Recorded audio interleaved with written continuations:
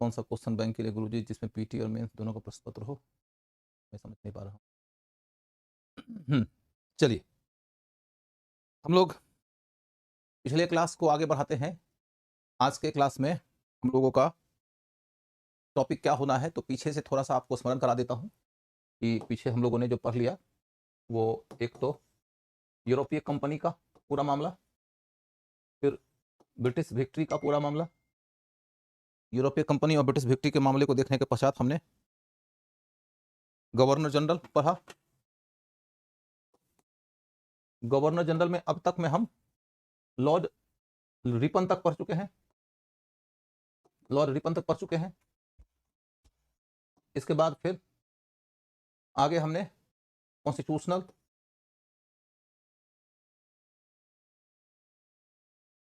Reform का topic देखा है। कॉन्स्टिट्यूशनल रिफॉर्म में हम लोग 1858 तक पहुंचे हैं। इसके बाद फिर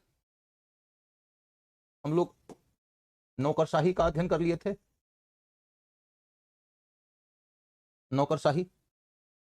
नौकरशाही के अध्ययन के अंतर्गत हमने नस्लभेद पूरा पढ़ लिया था। नस्लभेद का अध्ययन कंप्लीट करने के बाद हम लोग न्याय प्रणाली पढ़ चुके थे पूरा। न्याय प्रणाली जब हमने कंप्लीट कर लिया उसके बाद हम शिक्षा की ओर बढ़े थे। शिक्षा की प्रणाली भी हम लोगों ने कर लिया था। तो अब हम इसको पीछे छोड़ते हुए आगे बढ़ते हैं, और आगे बढ़ते हुए अब हम लोगों का जो टॉपिक शुरू होने वाला है वह है भारत में समाज सुधार आंदोलन या भारत में ब्रिटिश सरकार की आर्थिक नीति। दो में से कोई एक टॉपिक हम लोग आज शुरू कर सकते हैं, तो आपकी मर्जी, जो आप टॉपिक पढ़ना चाहो बता दो। इसी बीच आपसे कुछ इंटरेक्शन भी तो हो जाए। राजीव अहिर जी का स्पेक्ट्रम कोई जरूरी नहीं है, बहुत मोटी किताब है। बिपिन चंद्रा किताब पढ़िए, किताब पढ़िए, ये सब तो गाइड है। राजीव अहिर जी वाली किताब गाइड है, किताब है नहीं। किताब पढ़िए। यूपीएससी वाले यदि क्वेश्चन बनाने के लिए बैठेंगे तो अच्छे स्तर की किताबों को ही आधार बनाते हैं। पीसीएस वाले भी यही करते हैं। तो रिपन से लिए उदारवाद पर जोर देंगे या साम्राज्यवाद पर, थोड़ा क्लियर कर दीजिए। रिपन हमेशा साम्राज्यवादी हैं, साम्राज्यवाद के अंतर्गत रह के ही उदारवादी हैं। उदारवाद जो रिपन में है वह एक स्ट्रैटेजी है। मैंने क्लियर कर दिया था, दोबारा देखोगे पूरा समझ में आ जाएगा। आर्थिक नीति का अध्ययन करना चाहते हैं, समाज सुधार, तो 50-50 हो गया भाई। समाज सुधार आंदोलन, मैजिकल टीचर सैल्यूट सर, आहा thank you so much. Education तो हो गया बेटा। तो मेरा कमेंट शो हो रहा है, शुभम बाबू हो रहा है। समाज सुधार से पढ़ाएंगे, ठीक है, समाज सुधार ही पढ़ते हैं, नो इशूज। आप जो पढ़ना चाहेंगे हम वही पढ़ाएंगे। Love you sir, love you बेटा जी। काजल नैनाबत, समाज सुधार आंदोलन, ठीक है। चलिए समाज सुधार आंदोलन पढ़ते हैं। समाज सुधार आंदोलन,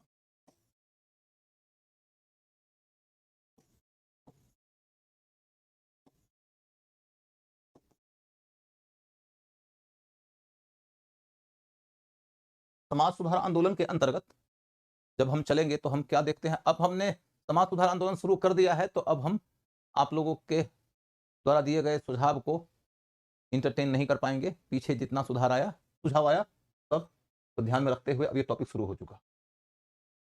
चलिए सबसे पहला पॉइंट यह है कि समाज की समस्याएं जिनमें कि सुधार करने की जरूरत थी। जब आप समाज सुधार आंदोलन पर हो गए तो सबसे पहले क्या समझना होगा कि समाज में कुछ समस्याएं थी जिनमें कि सुधार किया गया। उसके बाद तब दूसरा पॉइंट, सुधार के प्रेरक, वो कौन से कारक थे जिनसे कि सुधार करने की प्रेरणा मिली और जिनके बताए रास्ते पर चल के सुधार का कार्य शुरू हुआ। टॉपिक को कनेक्ट नहीं कर पाएंगे, क्यों नहीं कर पाएंगे टॉपिक को कनेक्ट? दीपक कुमार जी, सुधार के प्रेरक हो गया। इसके बाद तब अगला मुद्दा है कि उसके बाद तब अगला मुद्दा है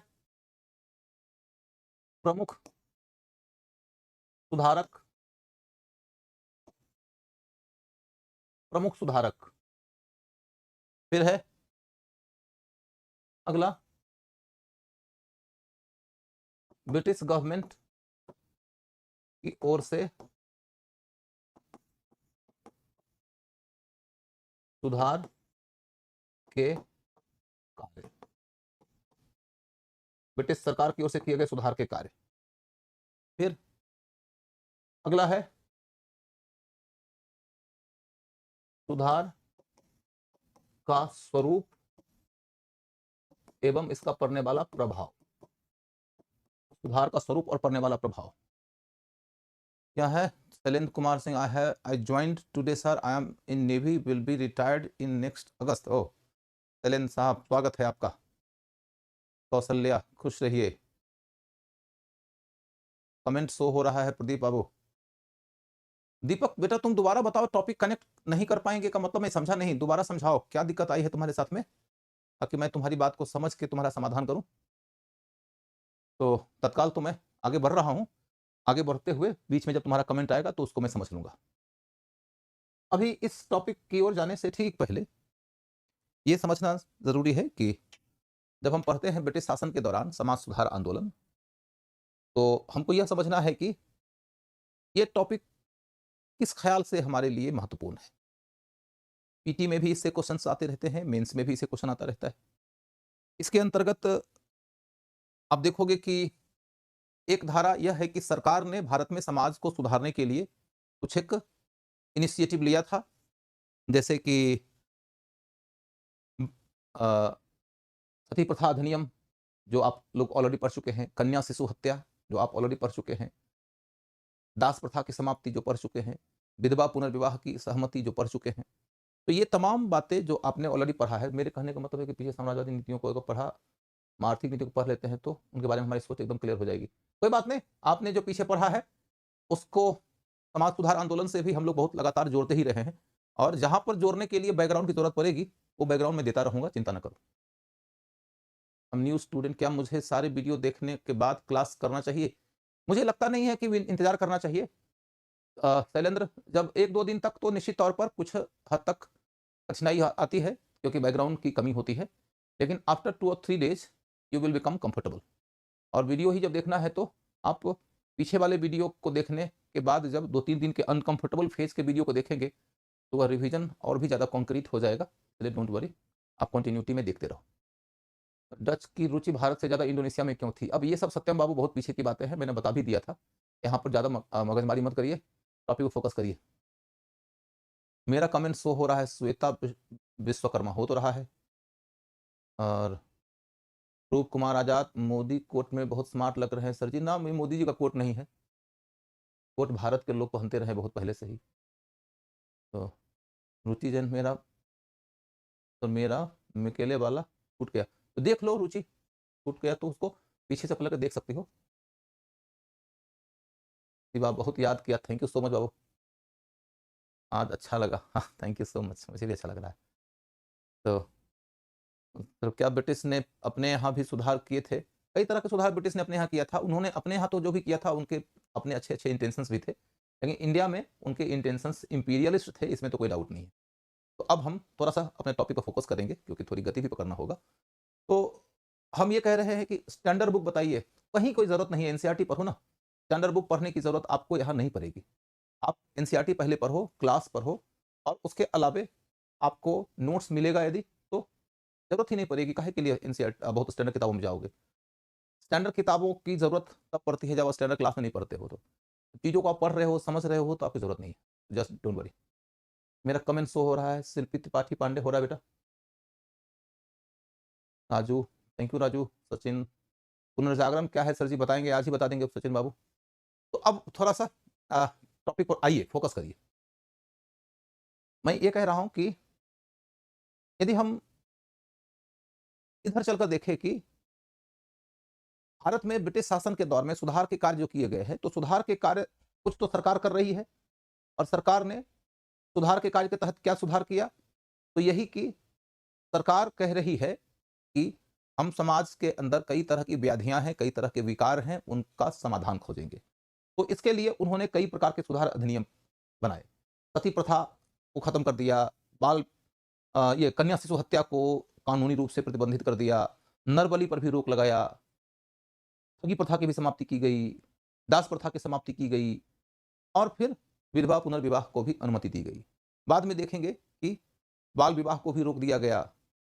बाल विवाह को रोकने के लिए कुछ एक एक्ट्स आए हैं, जैसे 1891 में जो आया है age of the consent bill, तो हम उसकी चर्चा एक राउंड में करेंगे जो यहाँ पर दिया गया है। ब्रिटिश गवर्नमेंट की ओर से सुधार के कार्य, उनमें से विधवा पुनर्विवाह तक के कार्य को आपने ऑलरेडी पढ़ लिया है, तो उसके बाद वाली चर्चा करेंगे।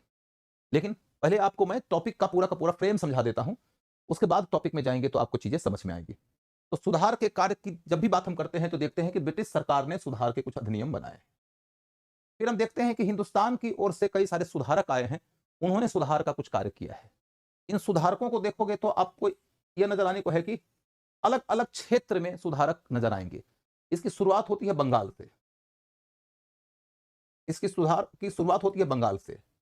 बंगाल में आपको एक धारा नजर आने को है हेनरी विबियन डेरेजियो की। हेनरी विबियन डेरेजियो की एक धारा नजर आएगी। उन्होंने बनाया है एक संगठन जिसका नाम है यंग बंगाल, युवा बंगाल, यंग बंगाल की संस्था का नाम है। तो अब फिर ये देखोगे कि दूसरी धारा नजर आती है राजा राम मोहन राय की। राजा राम मोहन राय की धारा सबसे प्रबल धारा है, उनकी चर्चा थोड़ा ज्यादा डिटेल में करेंगे। इसके बाद फिर आप देखोगे एक तीसरी धारा उभर के आती है 19th सेंचुरी के सेकेंड हाफ में, और उस धारा के तहत कौन से व्यक्ति महत्व नजर आएंगे? राम कृष्ण परमहंस और Vivekananda.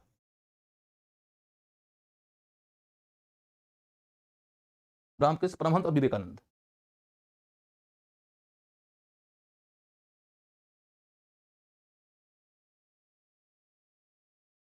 No reformation is possible without renaissance. Sir इसे समझा दीजिएगा। जरूर समझा देंगे बाबू, जरूर समझा देंगे।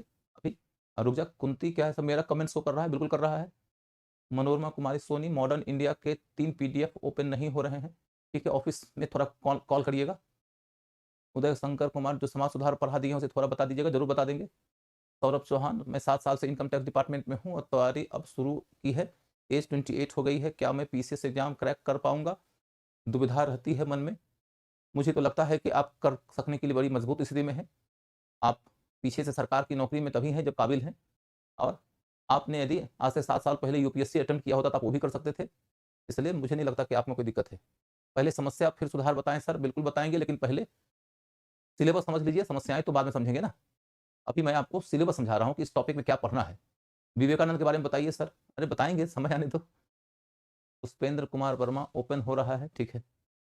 तो आपको मैं ये बता रहा था कि इस टॉपिक के अंतर्गत हमें क्या पढ़ना है। तो एक बताना है कि समाज में समस्याएं क्या थी, फिर हमें पढ़ना है कि समस्याओं के अंतर्गत सुधार करना था तो सुधार के प्रेरक कौन से थे, और फिर है कि प्रमुख सुधारक कौन है, और फिर ब्रिटिश सरकार ने क्या सुधार किया है, और उसके बाद में सुधार के स्वरूप और प्रभाव। सबसे ज्यादा फोकस रहता है सुधार के जो प्रतिनिधि रहे हैं उनके ऊपर। तो इसलिए मैंने पहले बताया बंगाल आधारित सुधार। बंगाल वाले पे क्वेश्चन सबसे ज्यादा आता है। बंगाल वाले में एक हेनरी विबियन डेरेजियो है, दूसरा राजा राम मोहन रॉय है, और तीसरा है रामकृष्ण परमहंस एंड विवेकानंद। उसके बाद फिर देखोगे महाराष्ट्र। महाराष्ट्र में सुधारकों के अंतर्गत जो उल्लेखनीय सुधारक हैं उनमें से एक है गोपाल हरि देशमुख। गोपाल हरि देशमुख ये एक सुधारक हुए महाराष्ट्र के। उसके बाद फिर दूसरे सुधारक हैं पूना सार्वजनिक सभा वाले।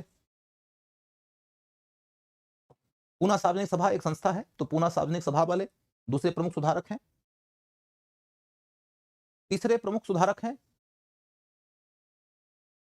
नेशनल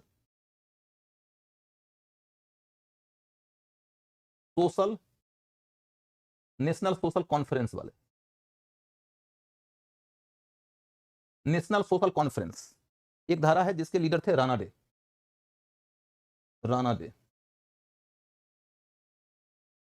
नेशनल सोशल कॉन्फ्रेंस, इसके लीडर थे राणा डे।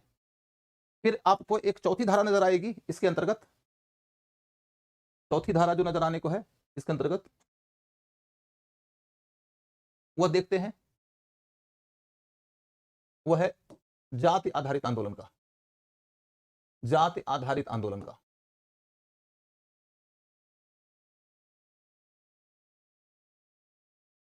जाति आधारित आंदोलन के अंतर्गत एक नजर आने को है महार। महार के नेता थे गोपाल बाबा वलंकर। इन्हीं के ऊपर पिछले साल क्वेश्चन पूछा है, गोपाल बाबा वलंकर के ऊपर पिछले वर्ष क्वेश्चन पूछा है। लेकिन इनसे ज्यादा मजबूत धारा को रिप्रेजेंट करने वाले थे ज्योतिबा, ज्योतिबा, ज्योतिबा फुले, ज्योतिबा फुले। महाराष्ट्र में ये प्रमुख सुधारक हैं। फिर देखोगे कि आंध्र प्रदेश में जाओगे, आंध्र प्रदेश में सुधार की एक धारा नजर आने को है जिनके रिप्रेजेंटेटिव हैं राजमुंद्री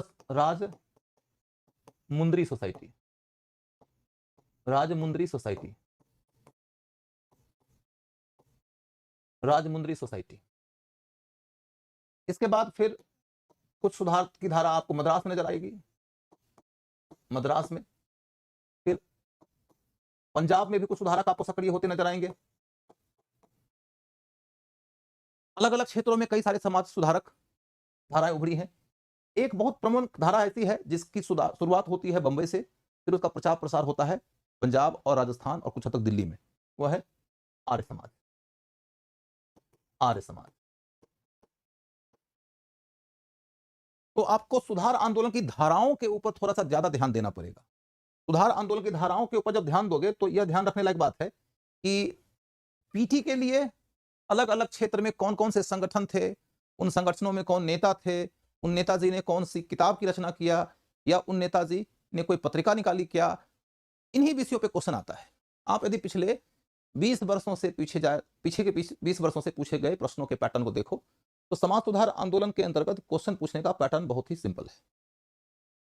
पीटी में पहले मैं पीटी का पैटर्न बता देता हूं, उसके बाद आपकी बात आगे बढ़ाऊंगा। तो आप ये देखो कि पीटी के एग्जाम में समाज सुधार आंदोलन के तहत पूछे जाने वाले प्रश्नों में सबसे ठोस प्रवृत्ति यह है कि पूरे हिंदुस्तान में आंदोलन की जितनी धाराएं विकसित हुई हैं उन सारी धाराओं से एक प्रथम स्तर का परिचय आपको लेना होगा। सारे आंदोलनों से प्रथम स्तर का परिचय लेना होगा, और प्रथम स्तर के परिचय का मतलब होता है कि आप बंगाल की प्रोमिनेंट धाराएं, महाराष्ट्र की प्रोमिनेंट धाराएं, आंध्र प्रदेश की, तमिलनाडु की, पंजाब की प्रोमिनेंट धाराएं जितनी हैं उन धाराओं का एक लिस्ट बना लीजिए। उनके जो प्रमुख ऑर्गेनाइजेशन हैं, उनके जो कुछ प्रोमिनेंट लीडर्स हैं, उनका नाम देख लीजिए, और उन्होंने यदि कोई पत्र पत्रिका शुरू किया है तो वो नाम देख लीजिए। ये एक जनरल पैटर्न है। अब इसका अध्ययन आपको नोट्स के आधार पर करना पड़ेगा। नोट्स में ये सब बातें लिखी हुई हैं, क्योंकि यदि मैं एक एक ऑर्गेनाइजेशन का नाम लिखाने लगूंगा तो इसमें मैं किसी तरह की कोई क्रिएटिव पढ़ाई नहीं करा रहा हूंगा। आपको मैं पैटर्न बता देता हूं, उस पैटर्न के आधार पर यह ध्यान आपको रखना पड़ेगा कि you go and read all the institutions and the leaders of the institutions. ये एक बात हो गई। एक दूसरी बात यह देखोगे कि जो कुछ प्रोमिनेंट संस्थाएं हैं जिनका उल्लेख मैंने यहां पर किया है, उन प्रोमिनेंट संस्थाओं में जाओगे तो आपको यह बात समझ में आएगी कि कभी कभी उनके एक संस्थापक तक क्वेश्चन अब नहीं आ रहा है। जैसे मान लीजिए कि एक क्वेश्चन आता है प्रार्थना समाज के ऊपर। प्रार्थना समाज के ऊपर पहले क्वेश्चन आता था कि प्रार्थना समाज, आर्य समाज, ब्रह्म समाज, देव समाज, 4 समाज दे दिया और उनके साथ में 4 नेता का नाम दे दिया और कहा कि इनको मैच करिए, कौन नेता कौन से समाज का लीडर है। तो कौन नेता कौन से समाज का लीडर है ये मैच करने के लिए आपको दिया जाता था और आप मैच कर देते थे, तैयारी आपकी इतनी में पूरी हो जाती थी। अब क्या हुआ कि एग्जाम भी तो बहुत सालों से हो रहा है, लगभग 40 साल हो गए पीटी के एग्जाम की शुरुआत के, और हमेशा से ही मॉडर्न इंडिया सिलेबस में है। तो ऐसी स्थिति में दिक्कत यह होती है कि बहुत सारे क्वेश्चन तो ऑलरेडी पूछे जा चुके हैं, तो कमीशन वाले या तो रिपीट करते रहेंगे या तो कुछ नया पूछेंगे। रिपीट करते रहेंगे तो फिर ये बच्चों का गेम हो जाएगा। गाइड के आधार पर ही लोगों की तैयारी हो जाएगी। तो वो कुछ नया सवाल भी पूछते हैं। और इसी में आपको क्या बात समझ में आने को है कि क्वेश्चन पेपर की अपनी एक यात्रा नज़र आएगी आपको, कि आज से 10 साल पहले जो क्वेश्चन पूछे जाते थे वो ऐसे हैं, अभी जो क्वेश्चन पूछे जा रहे हैं वो ऐसे हैं। उस यात्रा को ध्यान में रखने की ज़रूरत है। उस यात्रा के ऊपर ज़्यादा डिटेल में तो चर्चा मैं कल करूँगा, क्योंकि अभी तो यदि मैं डिटेल में चर्चा करने लगूँ और आपको उदाहरण जिनके माध्यम से मैं समझाने जा रहा हूँ, उन उदाहरणों से परिचय ही नहीं है, तो आपको चीज़ें कम समझ में आएगी। अभी मैं उस यात्रा का एक लेवल बता देता हूँ, दूसरा लेवल मैं कल बताऊँगा। तो एक लेवल तो ये है कि सबसे पहले क्वेश्चन यही पूछा जाता था, संगठन और संगठन का एक कोई प्रोमिनेंट लीडर। अब उसके बाद यात्रा आगे बढ़ी तो कहां पर यात्रा पहुंची? तो इस तरीके से यात्रा पहुंची कि किसी एक ही संगठन पे अब क्वेश्चन बनने लगा और उन्हीं के 3-4 लीडर का नाम दे देते हैं और कहते हैं कि इनमें से कौन-कौन इनके साथ संबंधित था। जैसे प्रार्थना समाज के ऊपर क्वेश्चन आ जाएगा, या पूना सार्वजनिक सभा के ऊपर क्वेश्चन आ जाएगा, या ब्रह्म समाज के ऊपर क्वेश्चन आ जाएगा, या आर्य समाज के ऊपर क्वेश्चन आ जाएगा, और उन्हीं के 4 या 3 मेंबर्स दे दिए जाएंगे और क्वेश्चन ये रहेगा कि इनमें से कौन-कौन इस संस्था से जुड़े हुए सदस्य थे। तो जो भी प्रोमिनेंट संस्थाएं हैं, उन प्रोमिनेंट संस्थाओं के ही 3-4 सदस्यों का नाम भी आपको याद करना पड़ेगा। फिर देखोगे एक तीसरी धारा है, जो यात्रा में जो तीसरा चरण आपको दिखाई देता है, तीसरा स्टेप दिखाई देता है, वो ये है कि अब कोई एक प्रोमिनेंट लीडर को पकड़ लिए और उस प्रोमिनेंट लीडर के बारे में ही 4 बातें पूछ देते हैं। पहले क्या था, एक संस्था उसका एक सदस्य, दोनों को मैच करना था। फिर क्या हुआ, संस्था के 3-4 सदस्य, इनमें से कौन-कौन उस संस्था के सदस्य हैं, ये क्वेश्चन आ गया। फिर तीसरा लेवल पर क्या आ गया, Shilpi Tripathi Pandey sir reply please मेरे लिए यूपीएससी कैसा होगा, 91 बॉर्न। तो मतलब you have still sufficient age to prepare for, just don't worry. अच्छा तैयारी कर सकती हो, एमबीबीएस की हूं तो बहुत अच्छा है, फिर तो मतलब you are promising, just don't worry, you can do it. और 1 साल से लेकर 1.5 साल का समय काफी होता है अच्छी तैयारी कर लेने के लिए। If you have the potential and that is already evident कि यू आर एमबीबीएस, तो यू कैन डू इट। तो अब मैं आगे बढ़ूं फिर, तो मैं ये हाँ, मैं यूपीएससी ही चाहती हूँ, तुम्हें यूपीएससी ही करना भी चाहिए और तुम कर भी लोगी। तो मैं ये कह रहा हूं कि तीसरा लेवल ये आया था कि एक ही लीडर के ऊपर अब 3-4 बातें दे देंगे कि उसने कौन सी संस्था बनाई, उसने कौन सा लिटरेचर लिखा, कौन सी पत्र पत्रिका की शुरुआत किया, उसके विचार क्या थे। इस लेवल पर वो पहुंच गए। और इस लेवल पर जब पहुंचे तो शुरुआती दौर में देखोगे कि राजा राम मोहन राय पर क्वेश्चन पूछते थे या दयानंद पर क्वेश्चन पूछते थे। ये 2 पर ज्यादा पूछे गए, या तो राजा राम मोहन राय पे या तो दयानंद के ऊपर। अब क्या हो रहा है कि इसके अंदर थोड़ा सा और डिटेल में जा रहे हैं, थोड़े और डिटेल में जा रहे हैं, तो केशव चंद्र सेन के ऊपर, या महादेव गोविंद रानडे के ऊपर, या ज्योतिबा फूले के ऊपर, या श्री नारायण गुरु के ऊपर, इस तरीके से कुछ प्रोमिनेंट, या जैसे पिछले साल पूछा गया गोपाल बाबा वलंकर के ऊपर। तो यहां पर थोड़े डिटेल में अब जा रहे हैं। तो कुल मिलाकर कहानी यह है कि यदि आपने क्वेश्चन के इस यात्रा को समझ लिया तो you can prepare it properly. अन्यथा क्या होगा कि या तो कोई बच्चा एकदम बहुत ज्यादा फैक्चुअल डिटेल में चला जाएगा, वो लेखराम और दुर्गाराम और मंचाराम के बारे में डिटेल पढ़ने लगेगा, तो उसकी जरूरत भी नहीं है।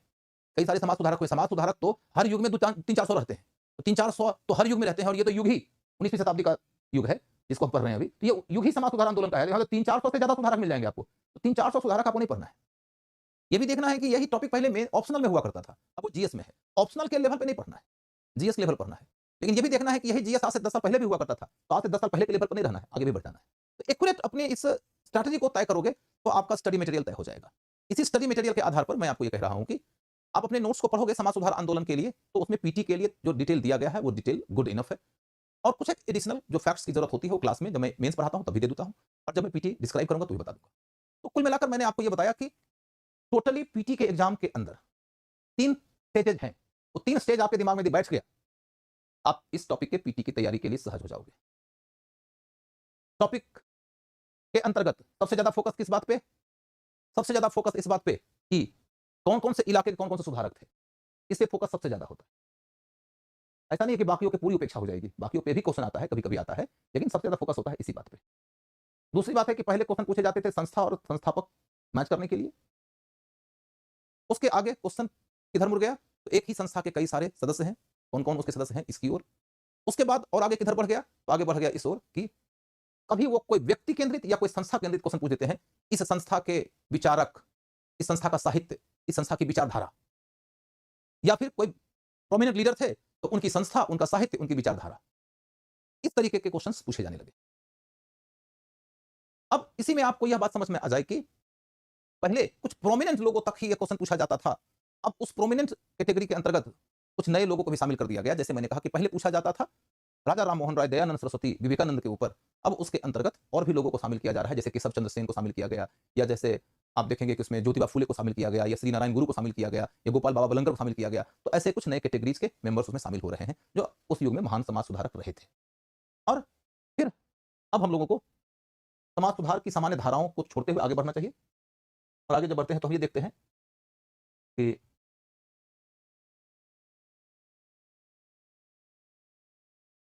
समाज सुधार के पहले सुधार की समस्याएं क्या थी। जब हम समाज में सुधार करने जाते हैं तो हमें सबसे पहले समझना पड़ेगा कि समाज की कौन सी समस्याएं थी जिसमें इसकी सुधार करना था। तो समस्या यह थी कि जाति भेद है, दूसरी समस्या थी लिंग भेद की, और तीसरी समस्या थी धर्म, धार्मिक अलगाव एवं टकराव की। धार्मिक अलगाव और टकराव की तीन समस्याएं समाज के अंतर्गत थी। इन्हीं तीनों को देखते हुए समाज सुधार आंदोलन कार्य किया जाएगा। तो हम ये देख रहे हैं कि जाति भेद के समाधान की कोशिश कई लोगों ने किया, लिंग भेद की समस्या के समाधान की कोशिश कई लोगों ने किया। यहां यह भी क्वेश्चन महत्वपूर्ण हो जाएगा कभी कभी कि कौन सा सुधारक इनमें से कौन से मुद्दे को केंद्रीय मुद्दा बनाया। जैसे नारायण गुरु हैं तो उनके लिए केंद्रीय मुद्दा जाति भेद है, ज्योतिबा फूले हैं उनके लिए केंद्रीय मुद्दा जाति भेद है। हालांकि वो लिंग भेद की समस्या के समाधान की बात भी करते हैं, लेकिन केंद्रीय मुद्दा जाति भेद है। गोपाल बाबा बलंकर हैं, उनके लिए केंद्रीय मुद्दा जाति भेद है। अब वहीं पर यदि दयानंद सरस्वती की ओर जाओगे, सॉरी राजा राम मोहन राय की ओर जाओगे तो उनके लिए केंद्रीय मुद्दा लिंग भेद है। महादेव गोविंद रानड़ की ओर जाओगे तो केंद्रीय मुद्दा लिंग भेद है। बहराम जी मालावार के लिए जाओगे, डी के कर्वे की ओर जाओगे तो उनके लिए केंद्रीय मुद्दा लिंग भेद है। तो अनेक लोग हैं समाज सुधारकों में जिनके लिए कौन सा मुद्दा केंद्रीय है यह भी ध्यान रखने की बात है, क्योंकि समाज सुधार आंदोलन के समक्ष तीन तरह की सामाजिक समस्याएं थी, लिंग भेद, जाति भेद और धार्मिक अलगाव एवं टकराव। इन दोनों मोर्चाओं पर सुधार की कई कोशिशें हुई। इस मोर्चे पर सुधार की कोई कोशिश हुई ही नहीं है। इस मोर्चे पर सुधार की कोशिश नहीं हुई है, इसलिए यह समाज सुधार आंदोलन की एक गंभीर सीमा है। और इसलिए हिंदुस्तान जब राष्ट्रीय आंदोलन की ओर मुड़ा तो उसके सामने हिंदू और मुस्लिम का अलगाव बना ही रह गया, टकराव बना ही रह गया, बल्कि वह बढ़ता चला गया और सारे कारकों से मिलकर। और नतीजा क्या निकला कि हिंदुस्तान आजादी तो प्राप्त कर लेता है लेकिन विभाजन का शिकार हो जाता है। तो यह समाज सुधार आंदोलन की एक बड़ी गंभीर सीमा भी है। अब इधर आगे बढ़ते हैं कि सुधार के प्रेरक कौन से थे। सुधार के प्रेरक कौन से थे की बात में हम मोटे तौर पर यह देखते हैं कि सुधार आंदोलन के लिए एक प्रेरणा है पूर्वी और एक प्रेरणा है पश्चिमी। पूर्वी प्रेरणा और पश्चिमी प्रेरणा का मतलब क्या है। एक धारा ऐसी है सुधारकों की जिनकी यह मान्यता है कि पूर्वी दुनिया माने भारत की दुनिया अपने आप में ज्ञान कोश से परिपूर्ण है, हमें उसी रास्ते पर चलते हुए अपने समाज को संवारना चाहिए, अपने समाज की समस्याओं का निराकरण खोजना चाहिए और अपने को बेहतर समाज बनाना चाहिए। पूर्वी प्रेरणा के आधार पर समाज को बेहतर समाज बनाने की कोशिश करने वालों में सबसे ज्यादा उल्लेखनीय नाम आता है, अगले पेज पर है, दयानंद सरस्वती का। दयानंद सरस्वती सबसे ज्यादा मुखर हैं इस बात को लेकर, पूर्वी प्रेरणा के आधार पर ही समाज सुधार करना चाहिए। वो कहते हैं कि वेद की ओर चलो, बैक टू द वेदाज, वेद की ओर चलो। मुस्लिमों के समाज में भी कुछ सुधार के कार्य हो रहे हैं, उसमें एक है वहाबी आंदोलन, एक है फराजी आंदोलन। वहाबी और फराजी ये जो सुधारक हैं मुसलमानों में, उनका भी यही कहना है, कुरान की ओर चलो, हदीस की ओर चलो, बैक टू द ओरिजिनल इस्लाम। तो हिंदुओं में वेद की ओर चलने की शिक्षा और मुसलमानों में भी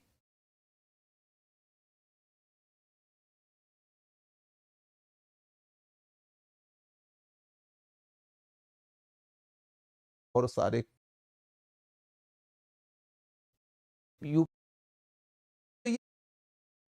को लेना होगा, ध्यान देना पड़ेगा। सुधार आंदोलन की धाराओं के ऊपर जब ध्यान दो